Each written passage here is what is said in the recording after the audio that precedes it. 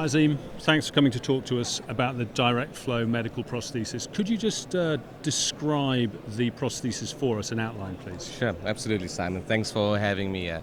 So the direct flow prosthesis is one of the aortic TAVI prostheses. It's quite unique in comparison to others because it's the only true non-metallic prosthesis that's available. It's composed of two inflatable rings with bovine pericardial leaflets between those rings. And basically the whole implantation technique, the way you use the valve is completely different. So in comparison to a metallic valve that you release at the level of the annulus, with the direct flow, you inflate the valve in the left ventricle, you then deflate the upper ring, you then manipulate with three positioning wires the valve into the annulus plane, and once it's there, you reinflate the valve. Because you do this, the valve has certain advantages as far as the implantation technique goes. The minute you inflate the valve, you have a working valve in your alveolar, so you have working leaflets, so the patient's fairly stable during the procedure, and it's fully repositionable and retrievable. So, there are only two valves really out there right now, the Lotus valve and direct flow, that are completely repositionable and retrievable. Yeah. And I think in some certain complex patients, having a valve that you can really take your time to get into the good position, that you can get out if you need to as well, can be very important. Okay, well you sort of touched on the next question then. So most hospitals will have a program involving Edwards, core valve, maybe Lotus, one, two or three of those. What can you say which will make them say, actually we need to get direct flow along as well as two or three of those? Sure. I think this is a question that we all face, and I think it's very much dependent also on the kind of volume you have in your cath lab. Yeah. So I think if you're a small volume TAVI center and you're doing 40 or 50 cases a year, let's say 50 or less cases a year, I don't think you should be bothered trying to learn 3 or 4 valves. Yeah. I think try and learn one valve, maybe have a second valve for certain specific situations, and try to get really good outcomes with that one valve. Yeah. I think if you ask me, if you were a large volume center and you said, Azeem, I already have an Edwards valve, or I already use core valve as my standard workhorse valve, what does a direct flow add? So I think in that, certainly in my practice, it's added a number of things. So I think in patients, in particularly large anatomies, I've really liked the direct flow valve because I can have security about anchoring. So I've been able to treat patients with 29, 30 millimeter annuli with a direct flow valve. I've treated patients with LVOT calcification, for example, where it's difficult to get sealing and difficult to get, eliminate paravalvular leak. One of the real advantages of direct flow valve is the fact that that lower ring really adapts to the annular anatomy, and so can really seal out of round anatomies. So it molds around. It really molds around. Okay. Yeah. So, I've been using a lot of anatomies. I guess if you ask me what kind of cases wouldn't I use it in, I tend not to use it in bicuspid anatomies or pseudo-bicuspid anatomies. I think there's a lot of eccentric calcification there. The annuli is quite oval shaped, and you may need a valve that has a lot of radial strength there. Yeah. So, maybe the Lotus valve might be a very good niche valve for bicuspid anatomies. Yeah. And then as we've moved forward, we've been tending to try it in different anatomies. So the fact that it's non-metallic means, even with a very tortuous aorta, you can really get up and navigate a tortuous aorta. I like it in horizontal aortas, which, for example, for me with a self-expandable valve is challenging to be in access, and so I can really control the valve. And as all physicians do in trying to find solutions for our patients, we've really pushed the limits a little bit and even tried to use in some off-label indications. So the one that really springs to mind where it's been really amazing and given us interesting outcomes is pure aortic regurgitation. So these are patients, as you know, Simon, in your practice, we see them, right? We're being referred these patients, they're too high risk for surgery, they have no calcium. Mm-hmm. And I'd love to hear what your experience is, but my experience in the past was trying to implant a self-expandable valve has not been great. Mm-hmm. Absolutely.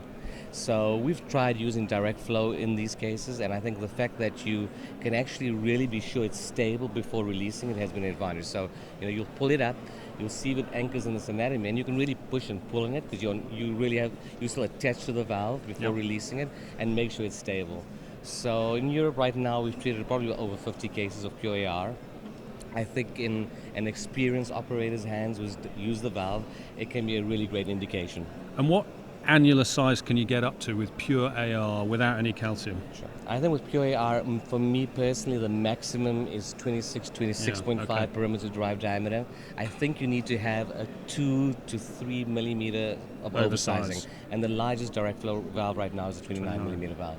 And is there a 31 coming? There's a 31 that's undergone testing. I'm not sure whether the company will commercialize that. I think they're considering that. There are a group of patients with aortic stenosis and there's a group of patients with PAR who could benefit. So we may see that in the future. Okay. What else is coming down the line? So I think probably there are a couple of interesting things. I think all of us who have used the valve and who like it still believe that there's certain things that could be improved.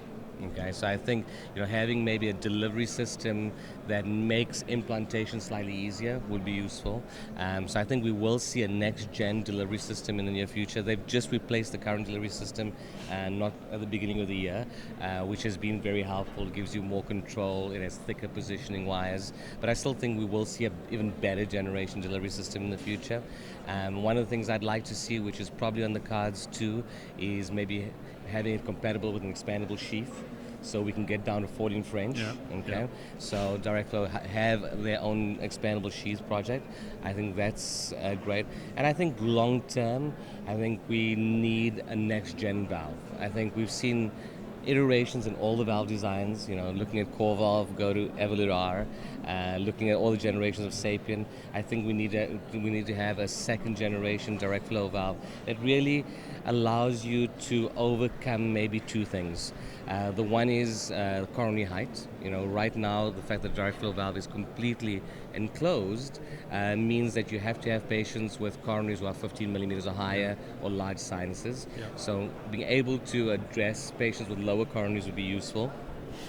I think also maybe having a way, if you think of this non-metallic structure, the rings are pretty strong, but if you think of, if there's word to say a weak point in the valve, it may be the posts, okay? And so if you could strengthen the center of the valve, then maybe you could even treat bicuspid anatomies, I think that would be great. So currently the company is working on a second generation valve.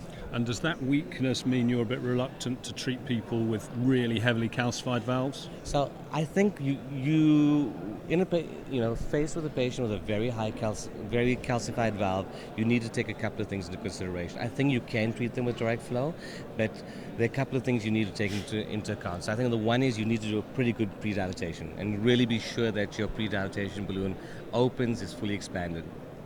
If it doesn't, you shouldn't even be trying to implant a direct flow valve in that case. I think the other thing you can do, and is a new technique we've developed recently amongst physicians and users, is to dilate the valve before releasing it. So if you can try and do really complex anatomy and calcified anatomy, and if you find that the waist is not fully expanded, before doing the polymer exchange and releasing the valve, you can go up the other groin, inflate a balloon, a valvuloplastic balloon inside, and reinflate the valve. And we've called this intra-dilatation because it's not truly post-dilatation, because you still have the option to remove the valve if you weren't happy with the result. Okay. And this has allowed us to treat those extremes of calcification pretty well. Okay. Can you just give us headline figures from registry data, so mortality, pacing, PVL? Sure. So I think the data from the direct flow registry has been fairly consistent. We're seeing at about 1 year fairly low cardiovascular mortality, so about 10 to 15% cardiovascular mortality in a high to extreme risk population. We've seen pacemaker rates in the initial Discover study, which was a CE mark study. We saw pacemaker rates with double digits. Okay, those have now gone down to single digits, high single digits. So we're seeing probably about 8 to 10% pacemaker rates. And the decrease in pacemaker rates has got to do a lot with learning the technique for implantation. You really implant that low ring really high up, flush against the hinge points of the leaflet, so you're away from the conduction system. As regards to PVL, I think that's been the most exciting part of this valve. We continue to see in about 80% of patients treated with the valve, none or trivial PVL. Okay, so that's very impressive. Okay, final question. It was originally designed in the mitral position. Are there any developments there? Is there any research being It's done? a great question. So, we were lucky enough in Milan. We were the first to ever try implanting the aortic valve in the mitral position. So we went transapical with the system, and we did a valve in ring. Okay, and other physicians have done that as well. People have done valve in MAC as well, and the valve's being used throughout Europe for that indication in specific cases. But I think probably the most interesting part is a little bit direct flow returning to its roots. The initial thoughts were to try and develop a mitral valve. In 2002, 2003, there wasn't much interest in percutaneous mitral valves. So the company now has taken the valve and redesigned a mitral valve. So they've taken the 29 millimeter valve as the basis, as the center, and designed around this an atrial flange and anchors as well, nitinol anchors that will sit on the subvalvular apparatus. So, subannular level, not really on the apparatus. Currently, this valve's undergoing preclinical testing. It's been used in animals. The chronic's underway, with the idea to get to first in man probably early next year. Okay. I think the advantages of the valve, it will be transapical to begin with, okay? The advantages are the fact that it will be, conformable to the anatomy because of the design of the direct flow. So it will use the same idea of rings, so it'll be the 29 millimeter valve in the center, and we have all the data on the 29 millimeter valve because it's been used clinically in the aortic space, plus another ring, a larger ring that will sit on the atrial surface, okay, which will provide the sealing and stability of the valve. And so that's an advantage. I think the fact also is that it could be completely repositionable and retrievable. And I think as we go into the mitral space, which is going to be a really challenging space, that's more important. Outflow tract obstruction is worrying. Having cases where maybe your anchor hasn't grabbed onto the annulus and you're only finding that out after you release the valve is concerning. So having the ability to readjust that, or even in certain cases take it out, I think is going to be important in the mitral space. Azeem, thank you very much. Simon, it's a pleasure. Thank you.